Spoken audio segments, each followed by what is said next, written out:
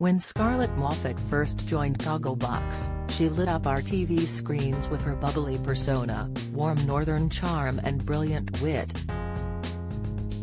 Yet as her fame grew after being crowned winner of I'm a Celebrity in 2016, the star struggled to cope with the spotlight, facing a battle with her mental health which saw her call Samaritans 20 times. Overwhelmed with the pressures of skyrocketing fame, the TV personality once admitted that she wanted to disappear when things were at their worst, but after stumbling across Samaritans on social media when she needed them the most, she thankfully got the support she needed. In a bid to support others who are facing mental health struggles, the 31-year-old is now an ambassador for Samaritans, campaigns for better mental health support in schools and speaks openly about her own mental health to millions of followers on social media.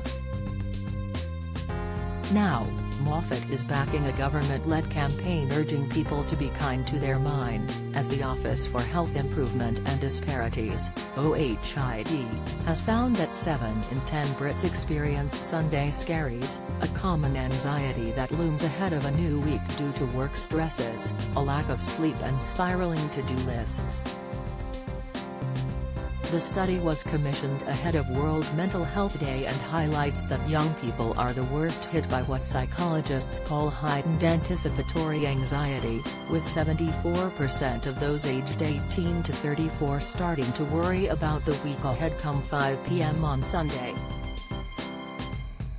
By answering 5 simple questions through the Every Mind Matters website, people can get a personalized mind plan giving them tips to help deal with stress and anxiety, boost their mood, sleep better and feel more in control. Opening up about her own battle with Sunday Scaries, Scarlett tells the Mirror that her feelings of worry often connect with insecurities around work. Sunday scaries don't always fall on a Sunday. My working week often starts on a Wednesday when I start filming, and those feelings of anxiety kick in, questions like are people going to like me? Or am I going to be able to do my job properly? It doesn't even matter how many years I've been doing this, I still want to perform well. So that anxiety around getting my lines right, and hoping they want to work with me again all start. The TV star reveals the biggest tip that helps her in those moments of overwhelm is reaching out to friends and family for reassurance, as a problem shared is a problem halved. She says, "This has been a gradual thing, but now if I'm ever feeling that way, I reach out to a loved one. That's the opposite of what I used to do. I used to think I don't want to be a burden on anyone, or that I don't want to let anyone down. Everyone thinks that I'm super bubbly and happy and nothing can touch me, but that's not the case. But I've realized that it's absolutely fine to reach out, as your family and friends don't want you to feel the way you're feeling, and as soon as I call, after 5 minutes the anxiety has gone away and I've forgotten what I even rang them about."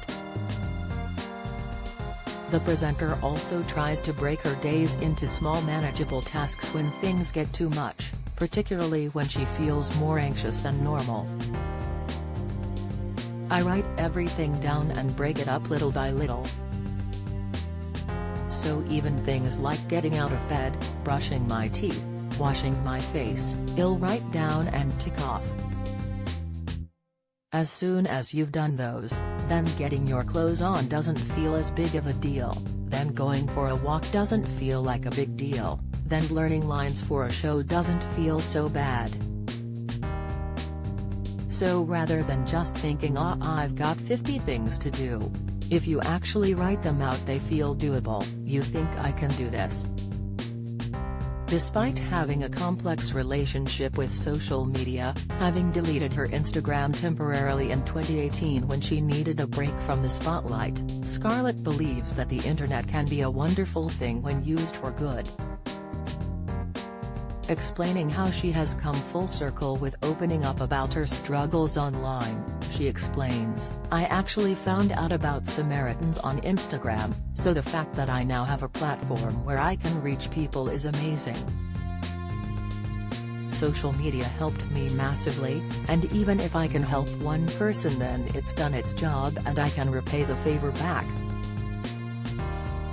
That's not to say she doesn't still experience the pressures to exude perfection online. As Scarlett says, "We all like to show the best of our journey on social media. It's a bit like your mantelpiece in your house. You put your best pictures on the mantelpiece. You don't want the pictures where you're looking a little bit rough. But it's important to also show those because it makes everybody realize that you're not the only one who has Sunday Scaries, or that some days you don't look your best. But it doesn't mean that the next day, you can't get back on track." Ever relatable, the star jokes, "That's not to say I still don't like to put on my glad rags to feel fancy." Commenting on the pressures to practice self-care in an Instagram-worthy way as the wellness boom becomes more and more commercialized, Scarlett urges people to simply focus on the basics.